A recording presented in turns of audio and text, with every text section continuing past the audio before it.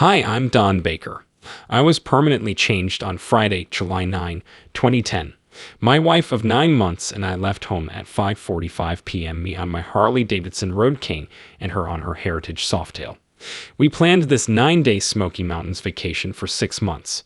It had been a challenging transition since getting married, so we were looking forward to being away just the two of us. Two stubborn middle-aged folks marrying and starting a family with a teen boy and a preteen special needs boy. In midlife, we met on Match.com and felt like we had known each other forever. As impossible as it appeared, we fell madly in love, loved spending time together, and were together, yet we still had several first-year marriage issues. We argued twice or three times, mostly over parenting approaches.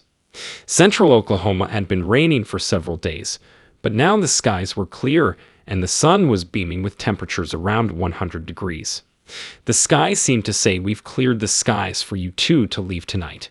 Coincidence or divine calling? After leaving the house, we planned to ride 120 miles east that evening and rest at the inn before leaving at sunrise. I put her travel bag on her bike wrong, Kathy told me the night before after returning from a professional organization conference.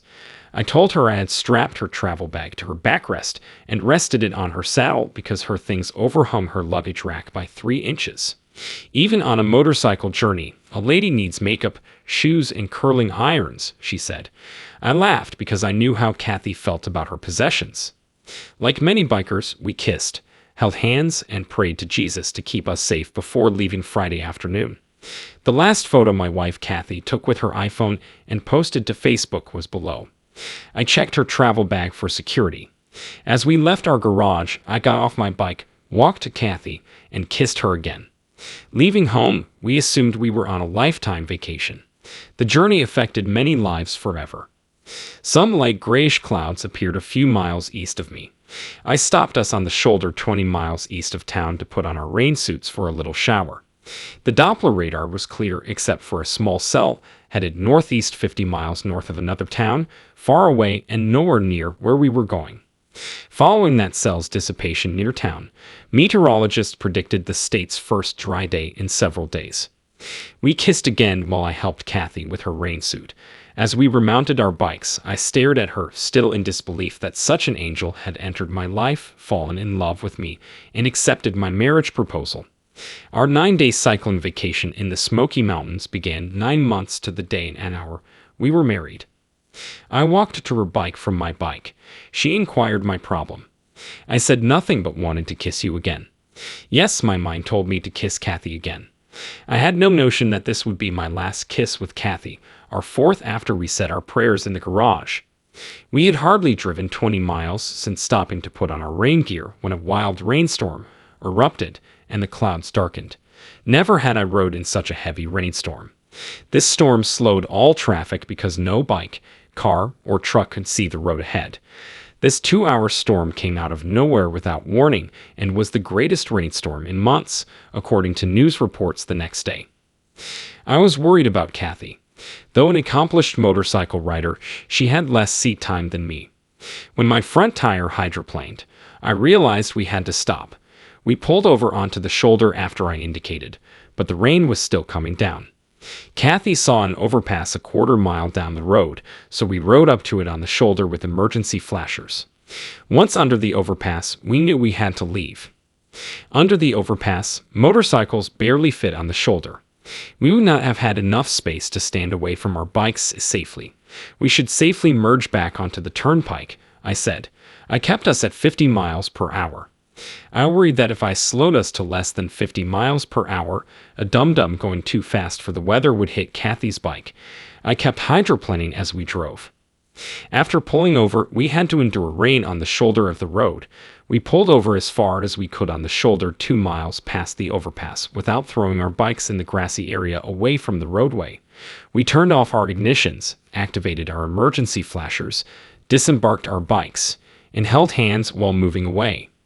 We were off our bikes for 10 minutes in a safe, traffic-free area. We were still wearing our dark goggles because this storm came so rapidly, and the sun had been beaming, and the temps were about 100 degrees Fahrenheit before it. After 10 minutes, our bodies and footwear were saturated. Kathy laughed and said, Sweetie, of course they will. We have on Harley boots, and no hotel will allow Harley boots to stay wet. We both laughed, and with our helmet shields halfway up, I looked at her and said, I love you. She said, I love you too, and we kissed. I kissed Kathy 5 times since being in the garage an hour or less earlier, and this was her last kiss. After kissing her, I turned my head slightly to the right and looked westward. I saw a speeding automobile on the shoulder driving directly for us. There was no time to think. My instinct was to defend my wife. I stared at her face, grabbed her, and shouted, "Watch out," as I pushed us into the air to escape away from the incoming automobile and into the grass. Ironically, it was a man driving too fast for the rainy route. He was approaching a semi too fast, trying to stop, lost control, veered, and hydroplaned onto the shoulder where we were parked. Fast driving left him no time or space to stop. Instead of noticing us, he saw the bikes, and after I grabbed Kathy and pushed us, he diverted away from the motorcycles, putting us in the same approaching route. I would never feel my wife Kathy alive again. I heard a big thud in an instant. Later, I realized it was the car hitting us. I would remember this thump for months. It's believed a motorist hit at 60 mph. The next few lines will describe my near-death experience, or as some have informed me, my mind working while I was unconscious.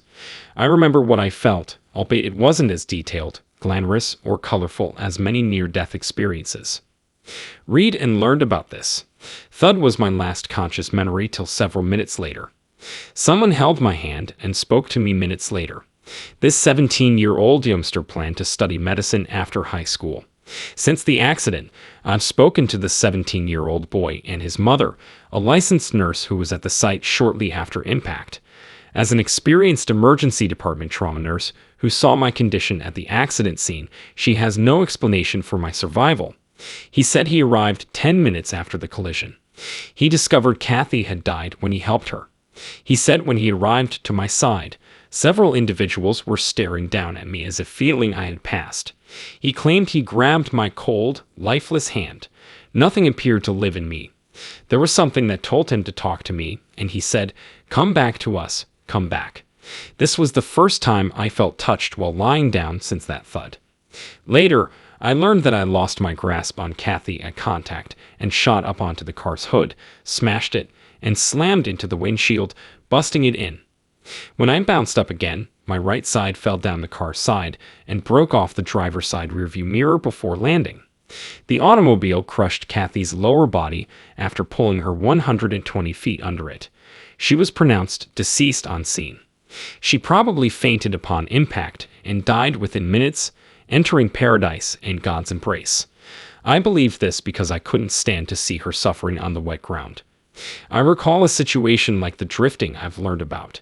I remember another myself stepping away from my body, rising up, gazing down, and seeing a bunch of people standing and bending down, staring at someone.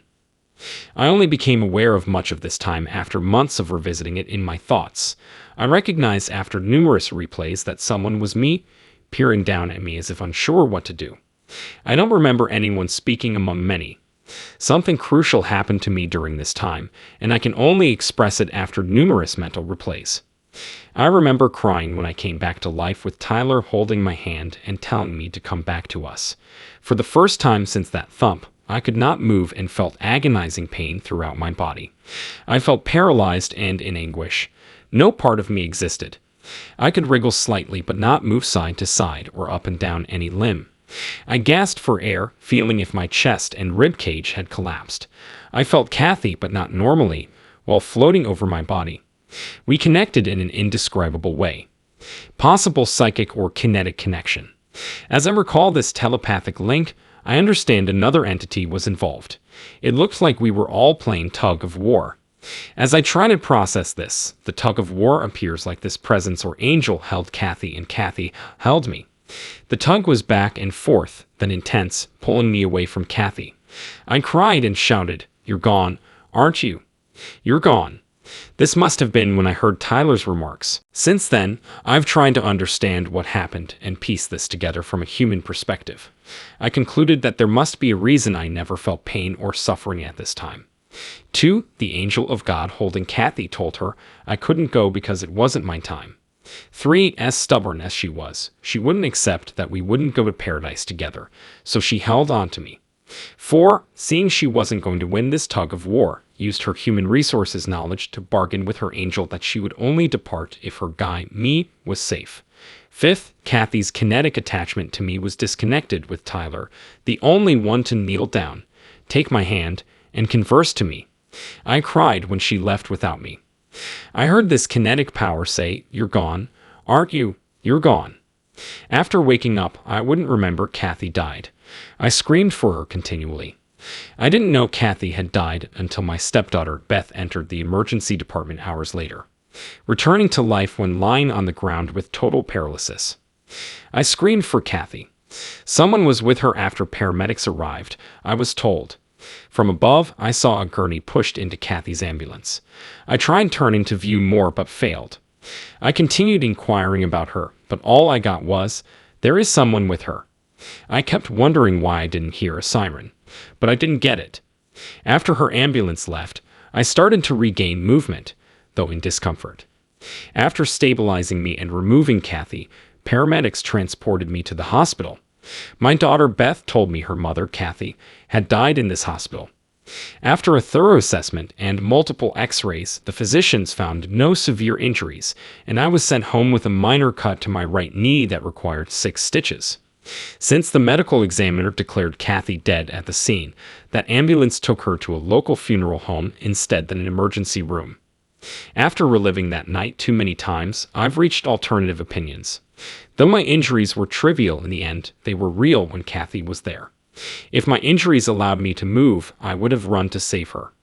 I think an angel forbade me from moving. I also think God leads our spirit to do some unfinished business before we die, without our awareness. God picked that night for Kathy's final journey on Earth and my near-death experience. I'm surprised by Kathy's past deeds and their connection to unfinished business. Several weeks before her death, we casually discussed how we all ride motorcycles with death a few feet away. "Don, I'm going first because I don't know how I would keep going if you died first. So remember that the one person who will become the most invaluable to you and your future is Beth." "Your daughter Beth?" "I'm not sure she even likes me," Kathy replied. "Oh yes, she likes you, and trust me when I tell you what I have told you. Beth and I have become extremely close, as I have with all my stepchildren, but we have established an unbelievably deep friendship that I am so glad for and lucky to have. I know that after an unanticipated death, survivors often feel they couldn't say goodbye. I initially thought that, but after revisiting the accident in my head, I understood we had been granted the heavenly opportunity to say farewell. How many couples in love involved in an accident like ours get to kiss 5 times, especially on a motorcycle trip? Last time, 5th time, final kiss, seconds before impact and Kathy's death, prefaced by us saying we loved one another. Coincidence or divine intervention? Since that awful night that changed my life forever, I have studied a lot about near-death experiences and believe I experienced one, but not as deep or long as many people. My life changes daily after Kathy's death 2 years ago. Every time I get close to revealing more of my thinking, it tunes out. I no longer dread death, especially while riding my motorcycle. I don't ride or live carelessly, but I've grown closer to my religion than ever and look forward to my trip to paradise, where I'll be reunited with Kathy, and we'll hold each other, bow our heads, and pray to God like we did every Sunday at church. Only this moment will we experience His holiness. We barely dated for 3 years, yet it felt like we were together forever. We both agreed God brought us together. I seem to have absorbed many of her personality features after she broke that kinetic attachment. Like her, my near-death experience and her death have made me more relaxed, forgiving, thankful, and patient. Kathy was my soul and heart's inspiration. She used to tell me, "We're not perfect, but we're perfect for each other." That does it for today's video. Let me know what you thought about it in the comments below.